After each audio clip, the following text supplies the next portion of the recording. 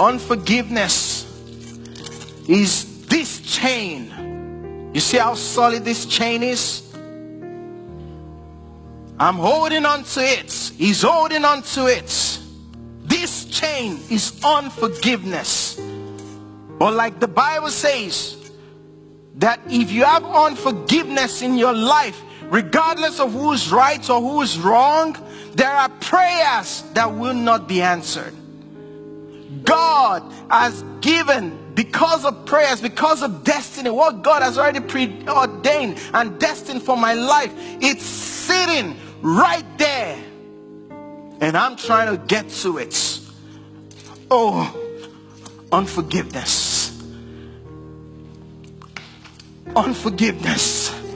I can go everywhere I want to go, but as long as I want what's in that gift, oh, I'm holding on to it. Unforgiveness. Dave is in that gift. My wife that I'm gonna marry is in that gift. The opportunity to stand here to preach and preach to you the word of God is in that gift. But as long as I hold on to it, I cannot get to it. David and Annika, Reggie, Anita, the worship team will sing and lead us in worship. One of my favorite songs. We all love it. If they did it right now, everybody will have their hands lifted up and pray and sing it. Break every chain, break every chain, break every chain. But guess what? God is saying to you, you break the chain. It's your responsibility to break the chain. As long as you hold on to it, you will not be forgiven. You will not get there. Because guess what? That package that God has for you is in the streets called love. It's in the intersection of the streets called love and forgiveness streets. So you will never get to love and forgiveness street to pick up your package that's from God to you, as long as you hold on to this chain. So what do? Simply, you have to let go.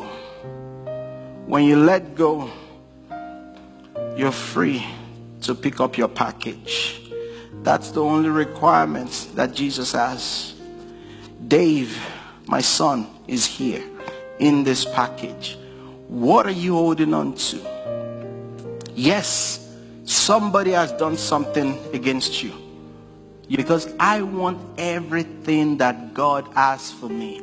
I don't want to get to heaven and find out that I could have had this much. I could have done this much for God.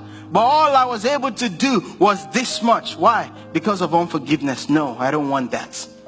So you've got to let go. Forgive yourself.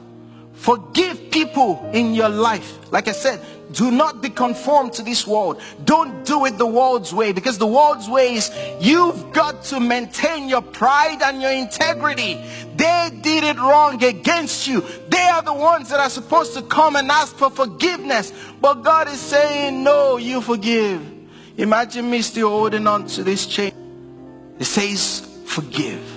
In order for you to have joyfulness, to be free, you've got to walk in forgiveness. It's too expensive.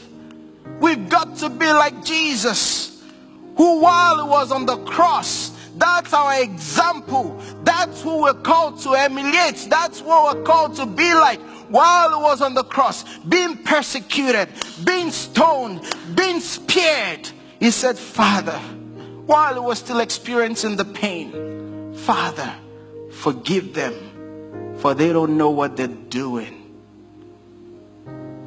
Jesus, after he came back from the dead, you know the first thing he did? He had to forgive. Peter, his best friend, his closest associates, denied him 3 times. When they asked him, do you know him? He said, I don't even know that guy. I don't know who Jesus is. But when Jesus came from the dead, the first thing he said is, go and tell my disciple and Peter that, hey, I may not have the faith to make the blind to see. I may not have the faith to raise the dead, to make the lame to walk. But I have the love of God to forgive.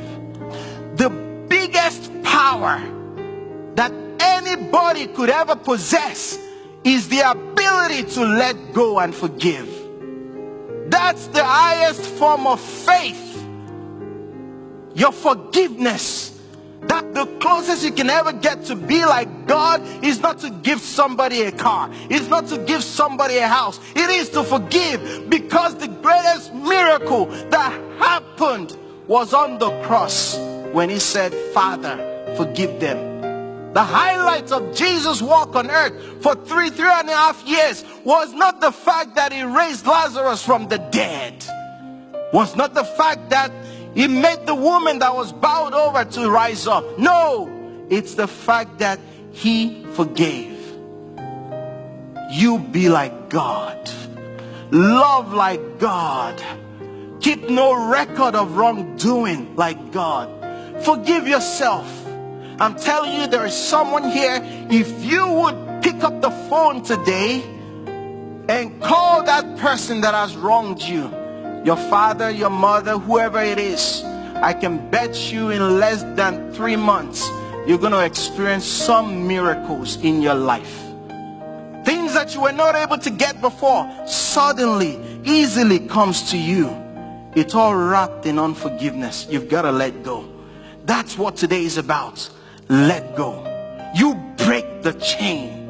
It's your responsibility. When you do what I'm telling you, children will return. Your relationship with your parents will return. Your relationship with your children will come back. With your whoever